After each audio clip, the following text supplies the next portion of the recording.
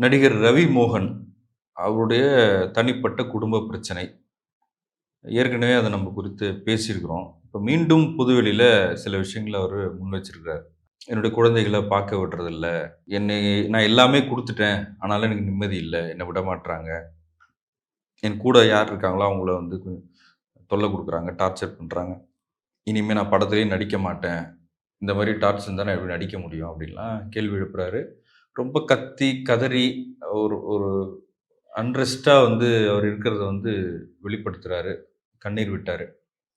இதற்கு அவங்களுடைய அ மாமியார் கூட பதில் சொல்லியிருக்கிறாங்க. அவங்க தரப்பு நியாயத்த சொல்லியிருக்காங்க. அவரு சொல்லியிருக்காரு, "வழக்கு நடக்குது, பார்க்கலாம்" அப்படின்னு சொல்லியிருக்காங்க. இப்ப நீங்களும் கூட Facebookல ஒரு பதிவு போட்டிருந்தீங்க. இப்ப இந்த மாரியான குடும்ப விவகாரங்கள்ல எப்படி எடுத்துக்கிறது நம்ம? சார் பொதுவா வந்து யூசுவலி இந்தியன் மென்டாலிட்டி என்னன்னா, ஒரு பெண் அழுதால் நம்ம உடனே மயங்கி, ஆஹா! ஒரு பொம்பள அழ வச்சுட்டாங்கன்னு இறங்கி சண்டைக்கு போயிடுறது. என்ன ஏதுன்னு விசாரிக்காம விமென்னுக்கு சப்போர்ட் பண்றதுன்ற பிராக்டிஸ் தான் நம்ம வச்சிருக்கோம். இந்த தொன்று தொட்டு இங்க பெண்கள் வந்து அடிமைப்படுத்தப்பட்டார்கள், கொல்லப்பட்டார்கள், துன்புறுத்தப்பட்டார்கள், சித்திரவதை செய்யப்பட்டார்கள், இன்னல்களுக்கு ஆளானார்கள்ன்றதுனால, அந்த பேக்கிரவுண்ட்ல அந்த கான்டெக்ஸ்ட்ல அந்த விமென் விக்டிம் ரோலா தான் இருக்கும்னு நம்ம நெனச்சோம். பட் இப்ப ஈக்குவாலிட்டின்னு வந்துருச்சு. ஆணும், பெண்ணும் சட்ட ரீதியாக சமம். ஆணும் வேலைக்கு போறாங்க. ஒரே சம்பளம் தான் வாங்குறாங்க. ஒரே ஓட்டு தான் இருக்கு. ஒரே வண்டி தான் ஓட்டுறாங்க. எல்லாம் சமமாயிட்டுன்ற பிறகு, இப்பயும் வந்து நான் பெண் அதனால எனக்கு எக்ஸ்ட்ரா ஸ்பெஷலா ஒரு கரிசனம் குடுக்கணும்னா, நீங்க நல்ல கரெக்ட்டான பெண்ணா இருந்து, பொறுப்புள்ள பெண்ணா இருந்து, குடும்பத்த நல்லா நடத்துற பெண்ணா இருந்து, எல்லா விதத்திலயும் சரியான பெண்ணாவோ, ஆணாவோ இருந்ததுன்னா, குட் பிஹேவியருக்கு வேணா ஒரு ப்ரௌனி பாயிண்ட் குடுக்கலாம். ஆனா ஜஸ்ட் ஜெண்டருக்குன்னு ஒரு ப்ரௌனி பாயிண்ட் கிடையாது. இல்ல பட் இப்ப இப்ப நீங்க என்ன பேசுறது வந்து ஃபேமிலி லைஃப்ல. பொது வாழ்க்கையில சொல்றேன். அப்ப என்ன நடக்குதுன்னா, சம்டைம்ஸ் இல்ல இப்ப ஆனா பெண்களுக்கான ரெப்ரசன்டேஷன் வந்துருச்சுன்னு நெனைக்கிறீங்களா? இல்ல பொலிட்டிக்கலி இன்னும் வரல. ஆ. 50% விமன் இன்னும் பார்லிமென்ட்ல உட்காரல. எங்கேயுமே எந்த மன்றத்திலயும் உட்காரலன்றதுனால, பெண்கள் அதிகமா வேலைக்கு போறது தமிழ்நாட்ல தான். ஆனா அது இன்னும் அதிகமாகணும்ல? ஆ. இல்ல அது பெண்கள் விரும்பணும்ல. நாங்க வேலைக்கு போணுமா, போக்கூடாது. நாங்களே தானே முடிவு பண்ணிட்டோம். நீங்க சொல்லக்கூடாதுல்ல எல்லா பெண்களும் வேலைக்கு போங்கன்னு சொல்லிட்டு, அப்ப ஆண்கள்லாம் சரக்கு அடிச்சுட்டு இருப்பாங்க, பெண்கள்லாம் வேலை செஞ்சுட்டு இருப்பாங்க. அதுலயும் ஒரு பிரச்சனை இருக்கு. பெண்கள் ஏன் வேலைக்கு போறாங்க? அந்த ஆண் சரியில்லன்றதுனால நெறைய வீடுகள்ல பெண்கள் வேலைக்கு போறாங்க. அப்ப அத நம்ம சப்போர்ட் பண்ணுவோம். Let her make the choice அப்படின்றது தான் அது தனி. பட் இந்த டாக்ஸிக் மேரிட்டல் ரிலேஷன்ஷிப்ல என்ன நடக்குதுன்னா, இது முதல் விஷயம். இப்ப ஆணும், பெண்ணும் சமம். அப்ப பெண்ணுன்றதுனால கொசுரான மரியாதையோ, சலுகையோ கிடையாது. 2வது இப்போ முன்ன வந்து திருமணம்ன்றது ஒரே ஒரு தடவ தான் நடக்கும். 7 ஜென்மத்துக்கும் அதே திருமணம். 7 தடவ நெருப்ப சுத்தி வந்துட்டா, அப்புறம் 7 ஜென்மத்துக்கும் அவங்க தான் பெர்மனன்ட் ஹஸ்பண்ட் அண்ட் ஒய்ஃப்ன்றத பெண்ணுக்கு சொல்லப்பட்ட விஷயம். ஆனா நமக்கு ஹிந்து கோட் வில் வந்துருச்சு. திருமணம்ன்றது சோஷியல் கான்ட்ராக்ட். எப்படி இஸ்லாம்ல இருக்கோ, அதே மாரி ஹிந்துயிசம்லயும் இப்ப திருமணம்ன்றது சோஷியல் கான்ட்ராக்ட்.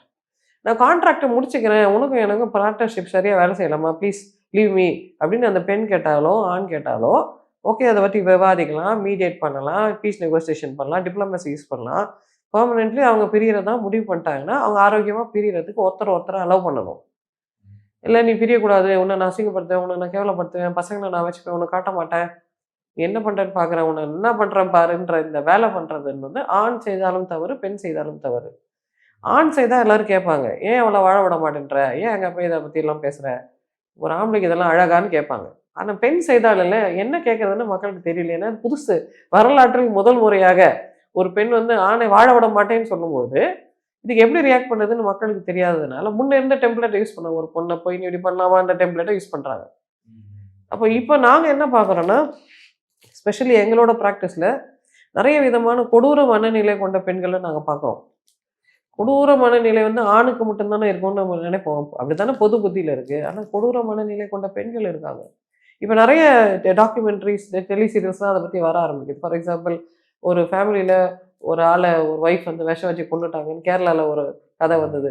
அது மாரி நெறைய பெண்கள் நெறைய அது பாப்புலேஷன்ல கம்மி தான். ரொம்ப மோசமான பெண்கள்ன்றது அது அதிர்ஷ்டவசமா பாப்புலேஷன்ல இட்ஸ் வெரி ஃபியூ. அது வந்து மென்டல் ஹெல்த் சம்மந்தப்பட்டதா? மென்டல் ஹெல்த் சம்மந்தப்பட்டது. ஃபார் எக்ஸாம்பிள் ஒரு இன்னொருத்தர் கஷ்டப்படுறாங்கன்ற ஒரு அந்த கம்பேஷன் இருக்குல்ல, அந்த எம்பத்தி அது சில பேருக்கு இருக்காது. அது எம்பத்தி இல்லாத ஆண்கள் வந்து நம்ம ஈஸியா கண்டுபிடிச்சிடலாம். அவன் கொடூர மனசுக்காரன். அவனுக்கு யார் கஷ்டப்பட்டாலும் அவனுக்கு உரைக்கவே உரைக்காது. அவன் சரியான சைக்கோபேத்துன்னு சொல்லிடுவாங்க. ஆனா பெண் சைக்கோபேத்தா இருக்கும்போது அவங்களுக்கு கண்டுபிடிக்க தெரியாது. ஏன்னா பெண் வந்து சைக்கோபேத்தா இருக்கிற பெண் ரொம்ப பேரழகா வேற இருப்பாங்க. அழகா ட்ரெஸ் பண்ணிப்பாங்க. எத பத்தியும் அவங்களுக்கு கவலை இல்ல. ஒரு ஒரு விஷயம் மாறாது அவங்களோட பிஹேவியர்ல. பெர்ஃபெக்ட்டா அவங்கள பிரசன்ட் பண்ணிப்பாங்கன்றதுனால ஆண் சைக்கோபத்தா இப்படிதான் இருப்பாரு. அவரும் அழகா தான் ட்ரெஸ் பண்ணியிருப்பாரு. ஆனா பெண் இப்படி வரும்போது இவங்கலாம் வாங்கிடுவாங்க. அவ ஒரு எவ்வளோ நல்ல பொம்பளை சொன்னா அப்படின்னு உடனே அந்த பெண்மை வந்து இவங்களோட இந்த சைக்கோபேத்திக் பிஹேவியரை மறைக்கிறதுக்கான கேடயமாயிடுது. நீங்க ஆண் சைக்கோபேத்தா இருக்கும்போது அழகா கண்டுபிடிக்கிறீங்களே, பெண் சைக்கோபேத்தா இருக்கும்போது ஏன் உங்களுக்கு கண்டுபிடிக்க தெரியலன்னா, இது வந்து அவங்க அந்த அந்த கவர்ச்சி வந்து அவங்க கண்ண மறைக்குது. அது எங்க கண்ண மறைக்கக்கூடாது. We are trained for that. ஆனா பொதுமக்களோட கண்ண அது மறைக்குது. அப்போ நம்ம ஆண், பெண்ணுன்றதெல்லாம் பார்க்காம பிஹேவியர் வச்சு தான் வி டிசைடு. அது beautiful woman, not beautiful woman அதெல்லாம் இல்ல. இர்ரெஸ்பெக்டிவ் ஆஃப் எவ்ரிதிங் அந்த டேட்டாவெல்லாம் எடுத்துருங்க. வெறுமனே கோர் பிஹேவியர் என்ன என்ன பண்ணாங்க? கணவனுக்கும் குழந்தைய பார்க்கறதுக்கு உரிமை இருக்கு. தகப்பனுக்கு குழந்தைய பார்க்க உரிமை இருக்குல்ல. சட்டம் அனுமதிக்குதுல்ல. அப்ப ஏன் குடுக்கல அந்த உரிமைய? இன்னொரு விஷயம் சார், இப்ப நெறைய பெண்கள் என்ன பண்றாங்கன்னா, ஏன் நான் குழந்தைய அவர் கணவன்கிட்ட குடுக்கலன்னா, அவர் செக்ஷுவல் அபியூஸ் பண்ணிடுவாருன்னு ஒரு ஃபால்ஸ் கேஸ் போட்டுர்றாங்க. அப்போ இந்த கணவன் எப்படி தன்னை காப்பாத்திப்பாரு? நெறைய கோர்ட்லயே கேஸ் போட்டுர்றாங்க இந்த லேடீஸ். குழந்தைக்கு சொல்லிக் குடுத்து அப்பா இப்படி பண்ணிட்டாருன்னு சொல்லிடுன்னு. அப்புறம் ஜட்ஜ் விசாரிக்கும்போது அப்படி இல்லன்னு அந்த குழந்தை சொல்லுது. ஏம்மா அப்படிலாம் கேஸ் குடுக்குறீங்க அப்படின்னா, அந்த பொய் வழக்குகள பெண்கள் குடுக்குறாங்க. அந்த ஹஸ்பண்ட பின் பண்றதுக்கு, பழி வாங்குறதுக்கு வேற எதுவுமே கிடைக்கலன்னா, எத வேணா யூஸ் பண்ணிடுறாங்க. நெறைய இந்த ஆஃபீஸ்ல வேலை இடத்தில் பெண்களை பாலியல் சீண்டல் செய்றது, துன்புறுத்துறதுன்ற ஃபால்ஸ் கேஸஸ் நெறைய இருக்கு. ஒரு பாஸ் வந்து கையெழுத்து போடலன்னா, இரு உன்ன நான் என்ன பண்றேன் பாரு. இன்னைக்கு கைபூச்சி இட்டேன்னு சொல்றேன்னு பெண்கள் மிரட்ட ஆரம்பிக்கிறாங்க. உங்கள பாதுகாக்கிறதுக்காக ஒரு வேலியா போடப்பட்ட விஷயத்த நீங்க இன்னொருத்தர பயமுறுத்துறதுக்காக பயன்படுத்துறது என்ன நியாயம்? ஆனா சில பெண்கள் அப்படிலாம் செய்ய ஆரம்பிக்கிறாங்க. அப்ப இல்ல இப்ப அந்த பெண் நேரடியா பேசல. அந்த பெண்ணுடைய தாயார் தான் பேசுறாங்க. அப்ப அதுல ஏதாவது இருக்கா? இது நாங்க நெறைய பார்க்குறோம் சார். இந்த பெண்கள் இல்ல சில வீட்டுகள்ல ஆண்கள் இன்னொரு இது மாரி ஒரு டைரக்டரோட அப்பா வந்து பேசின்னு இருந்தாரு. அமலா பாலோட எக்ஸ் மாமனார் வந்து பேசுவாரு. அமலா பாலோட எக்ஸ் கணவர் வந்து பேச மாட்டாரு. அது மாரி சில வீடுகள்ல வந்து இந்த பெரியவர்களோட இல்ல அவங்களே சொல்றாங்க. எப்படி வந்து ரவி மோகன் அவங்களுடைய அவங்களுடைய பசங்க முக்கியம்னு நினைக்கிறாரோ, அப்ப அதே மாரி என்னுடைய குழந்தைகளோட வாழ்க்கை முக்கியம்ல. அத நான் பார்க்கணும்லன்றாங்க. உங்க மகள் குழந்தையா இருந்தா நீங்க வந்து பாதுகாக்கலாம். அவங்களே ஒரு அடல்ட் தானே! எப்பதான் உங்க பொண்ண நீங்க அடல்ட் மாரி நடத்துவீங்க? நீங்களே இன்னும் குழந்தை மாரி நடத்தின்னு இருந்தீங்கன்னா, அப்ப அவங்க பிஹேவியர் எப்படி இருக்கும்? அப்படிதான் இருக்கும். It's not surprising. Then what is இன்னொன்னு அவங்க சொல்றாங்க, அவரு பசங்களுக்கு செலவு பண்ண, அது செலவு பண்ண. அவரு பொறுப்பேத்துக்கணும்ல. அவர் கடமை தானே அது அப்படின்னு சொல்றாங்க. அவர் கடமை. அதே மாரி அவருக்கு உரிமை இருக்குல்ல. எல்லா கடமைக்கும் உரிமை இருக்கும்ல. அந்த உரிமைய நீங்க குடுக்கல. கடமைய மட்டும் அவரு வாங்கிக்கிறீங்களே. இன்னொரு துணையை தேடிட்டாரு. அதனால என்ன தேடக்கூடாதுன்னு எதா இருக்கா? ஒரு அந்த காலத்துல வந்து கணவன் வந்து வேற துணைய தேடின பிறகு விவாகரத்தெல்லாம் குடுக்க மாட்டாங்க. 1, 2, 3, 4 நம்பர் ஆட் பண்ணிட்டே போவாங்க. இணைவி, துணைவி, லவ் டு லோஸ்க்குன்னு வச்சுப்பாங்க. யாரும் எதுவும் கேட்க முடியாது. இன்னைக்கு வந்து கிளியரா இருக்கு. எனக்கு இந்த ரிலேஷன்ஷிப் முடியலையா? சரி இத ஃபினிஷ் பண்ணிடுறேன். இந்த சாப்டர் க்ளோஸ் பண்ணிக்கிறேன். வேற சாப்டர் ஓப்பன் பண்றேன்றது நம்ம கலாச்சாரத்துல வேணா புதுசா இருக்கே தவிர, அது ஹானஸ்ட்டான ஒரு விஷயம் தானே. அதுல ஒரு ஹானஸ்டி இருக்குல்ல. இன்னொரு விஷயம் நம்ம ஞாபகம் வச்சுக்கணும். நாங்க நெறைய அத இங்கே பெர்சனலா நான் பார்க்கறதுனால சொல்றேன். எனக்கு ஒரு ஆளோட ரிலேஷன்ஷிப் முடிஞ்சிருச்சுன்னு ஒருத்தங்க நெனச்சுட்டாங்கன்னா, அவங்களால பாலியல் ரீதியா உறவு வச்சுக்கவே முடியல. ஆண்களுக்கும் கற்பு இருக்கு. நம்ம அத நெறைய தடவ தெரிஞ்சுக்காம பேசுறோம். ஆண்கள் வந்து காதல் முடிஞ்சிருச்சு. இதுக்கப்புறம் இந்த பெண் மேல எனக்கு காதல் இல்லன்னா, அந்த பெண் அருகாமை கூட அவங்க விரும்புறதில்ல. எனக்கு இவ பக்கத்துல இருக்க புடிக்கல. அவ மூஞ்ச பார்க்க புடிக்கல. எனக்கு டிஸ்டன்ஸ் வேணும். அதே மாரி பெண்களும். என் கணவன் இல்லன்னு நான் முடிவு பண்ணிட்டேன்ல. அப்ப என் பக்கத்துல ஏன் வந்து நிக்கிற? அப்படின்னு கேட்குறாங்க. நான் தாலி கட்டிட்டேன்ல. தாலி கட்டுனா அந்த காட்டி வச்சுக்கோ. இனிமே நான் சொல்றேன். என் கணவன் இல்லன்னு பெண் சொல்லும்போது, நம்ம உடனே பெண் உரிமைன்னு சப்போர்ட் பண்றோம். ஆனாலும் கழட்டுறதுக்கு தாலி கூட இல்ல அவருக்கு.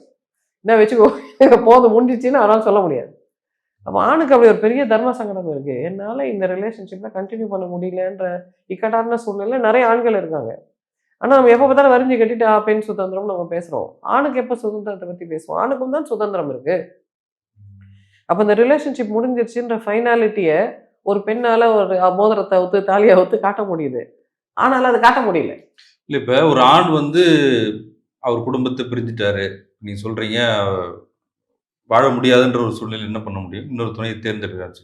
அதையே அந்த பெண் செய்தா இந்த சமூகம் எப்படி பேசும்? அதையும் பெண் செய்தாலும் சமூகம் அக்செப்ட் பண்ணிக்க தானே வேணும்.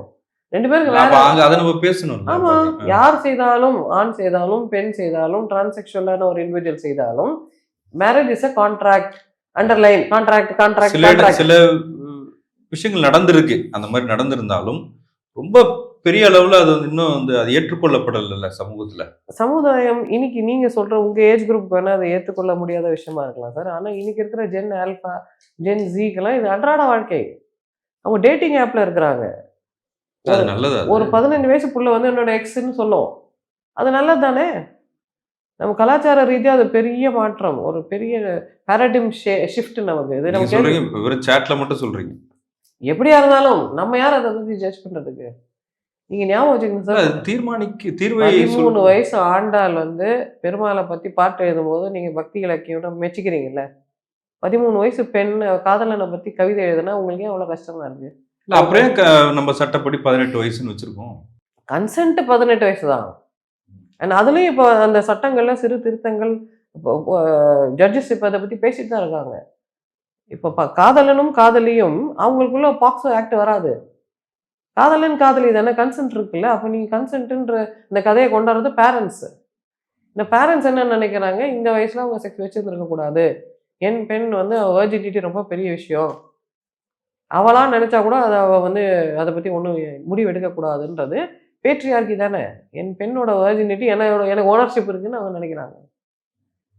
இதெல்லாம் கொஞ்சம் கொஞ்சமா மாறிக்கிட்டு வருது. அந்த மாற்றத்தோட வேகமா நம்மளும் மாறாம இருக்கோம். நம்ம இன்னும் அந்த காலத்துல நின்னுட்டே இருக்கோம். இன்னும் வந்து வாழை இலையில முள்ளு பட்டா வாழை இலைக்கு தான் வலிக்கும்னு நம்ம சொல்லிட்டு இருக்கோம். அது வாழை இலை கிடையாது. அது மனுஷி.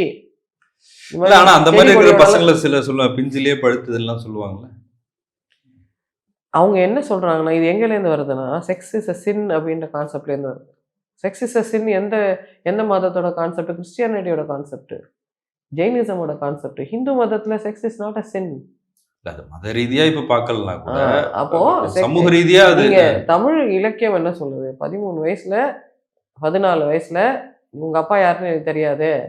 உங்க அம்மா யாருன்னு எனக்கு தெரியாது. நீ எந்த ஊருன்னு எனக்கு தெரியாது. செம்புலம் சேர்ந்த நீர்த்துளி போல அன்புடை நெஞ்சம் கலந்ததுல்ல. எப்ப கலந்தது? 25 வயசுல கலந்தது. சின்ன குழந்தைங்களுக்கு தான் கலந்தது. இன்னைக்கு தேதியில நம்ம குழந்தைன்னு சொல்றோம். டீனேஜ்ன்னு சொல்றோம். ஆனா அந்த காலத்துல திருமண வயது. ஸோ இன்னைக்கு நம்ம குழந்தைகளுக்கு உனக்கு திருமண வயதை நாங்க தள்ளி வச்சிருக்கோம். ஏன்னா அந்த காலத்துல உங்க தாத்தா பாட்டிக்கெல்லாம் 13 வயசுல குழந்தை பிறந்தது. 13 வயசுல குழந்தை பெத்து உங்க பாட்டி என்ன கஷ்டப்பட்டாங்கன்னு தெரிஞ்சுக்கோ. அதனால ஷிஃப்ட் பண்ணி ஒரு 10 வருஷம் கேப் குடுத்துருக்கோம். இந்த 10 வருஷத்துல நீ உன்ன டெவலப் பண்ணிக்கோ. ஸ்கில்ஸ் இம்ப்ரூவ் பண்ணிக்கோ. காதல் வரும் தான். அது வரும், அது போகும். அது பின்னாடி நீ போயின்னு இருக்க வேணாம். நீ நின்னுனே இரு. அது வந்துட்டு வந்துட்டு போகும். அடுத்தடுத்த வேலைய பாருன்றது நம்ம அடோலசன்ஸ்க்கு சொல்றோம்ல. அப்ப அடல்ட்டுக்கும் அதுதானே. அடல்ட்டுக்கும் காதல் வரும், காதல் போகும். திருமணம் வரும், திருமணம் போகும். அப்ப திருமணத்துல நீ இருந்தே தீரணும்னு சொல்றதுக்கு யாருக்கு உரிமை இருக்கு? இல்ல ஒரு கமிட்மெண்ட் வேணாமா அப்ப? உண்மையிலேயே அவங்களுக்கு கமிட்மெண்ட் இருக்கும் சார். நீங்க என்ன நினைக்கிறீங்கன்னா, அவங்க அப்படியே லைனா ஒருத்தி பின்னாடியே போறாங்க. இல்ல ஒருத்தன் பின்னாடியே போறாங்க. அப்படி இல்ல. அவங்களால ஒரு பொய் ரிலேஷன்ஷிப் இருக்க முடியலன்றதுனால தான் அத முடிக்கிறாங்க. இல்லன்னா நீ பாட்டு இரு. நான் வேற ஒண்ணு பார்க்குறேன்னு அவங்க சொல்லியிருக்கணும்ல. நீ பாட்டு இருக்கலாம் வேணாம். நீ கிளம்புன்னு அவங்க ஏன் சொல்றாங்க? ஃபேக்கா என்னால செய்ய முடியாது. உன்னோட இருக்க முடியாது. இருந்தா உண்மையா இருக்கிறேன். இல்லன்னா நம்ம அஸ் குட் ஃபிரெண்ட்ஸ் நம்ம பிரிஞ்சிடுவோம்னு சொல்றாங்க. அந்த குட் ஃபிரெண்ட்ஸா இருவர் பிரிவதில நமக்கு அனுபவம் இல்ல. As a culture we are immature. உன்னோட என்னால ஃப்ரெண்டா இருக்க முடியாது. இருந்தா நீ என் கணவனா இருந்தே ஆகணும். அப்படின்னு இவங்க சொல்றாங்க. அப்படிலாம் வற்புறுத்தி எல்லாம் கணவனாவோ, மனைவியாவோ இருக்க வைக்க முடியாது. ரிலேஷன்ஷிப் ஓவர்னா ரிலேஷன்ஷிப் ஓவர் தான். அத அக்செப்ட் பண்ணிட்டு move on. Deal with it. Become an adult. Behave like an adult. அம்மாவ கூட்டின்னுலாம் வச்சு பேச சொல்லக்கூடாது. அதுவே வந்து ப்ரூஃப் பாருங்க. அது குழந்தைன்றது. குழந்தையோட எப்படி குடும்பம் நடத்துறது? இதெல்லாம் நீங்க கேட்க மாட்டீங்களே?